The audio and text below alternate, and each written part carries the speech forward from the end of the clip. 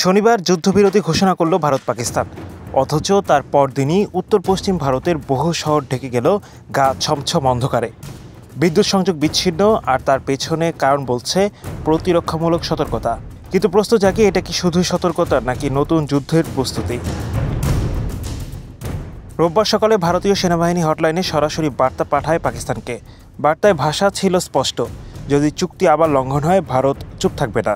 মাত্র 4 দিনের সংঘাতে প্রাণ গেছে অন্তত 70 জনের। সীমান্তে ধ্বংস হয়েছে ড্রোন, ক্ষেপণাস্ত্র এবং সেনাঘাঁটি। মাঠে শুধু বোমা না, বারুদের গন্ধ ছড়িয়েছে কূটনীতির ভিতরেও।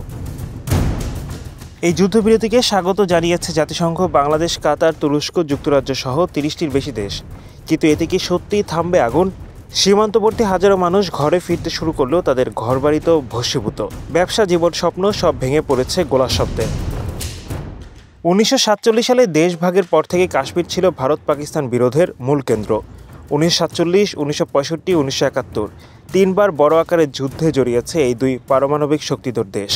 2019 সালে পুলওয়ামা হামলার পর বালাকোটে ভারতীয় বিমান হামলা, আর তার পাল্টা প্রতিক্রিয়াও এখনও ইতিহাসে গেঁথে আছে। যে কোনো ছোট ঘটনা যে কিভাবে বৃহৎ যুদ্ধের আগুন জ্বালাতে পারে তা বহুবার দেখা গেছে। এবার কি সেই পুরনো চক্র আবারও শুরু হয়েছে? এইবারের সংঘাতে নজর কেড়েছে নতুন প্রযুক্তির ব্যবহার।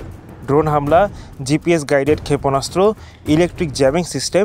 দুই পক্ষই যেন প্রস্তুত আরও ভয়ঙ্কর কিছু করার জন্য। ভারতের পররাষ্ট্র সচিব বিক্রম মিশ্রি সাফ জানিয়ে দিয়েছেন, আরেকবার লঙ্ঘন মানেই জবাব আসবেই। অন্যদিকে পাকিস্তান বলছে, ভারতের আগ্রাসন বন্ধ না হলে শান্তি অসম্ভব। যুদ্ধবিরতি হয়েছে, তবে কি শান্তি এসেছে, নাকি কেবল একটা আগাম প্রস্তুতি নিচ্ছে দুই দেশ আরও বড় সংঘাতের আগে? যখন বিদ্যুৎ চলে যায় পুরো শহরে, তখন বোঝা যায় আলো নয়, অন্ধকারই আবার ফিরে আসছে। এই যুদ্ধবিরতি কি শেষ যুদ্ধের আগে নিঃশ্বাস নেওয়া, নাকি নতুন একটা শুরু?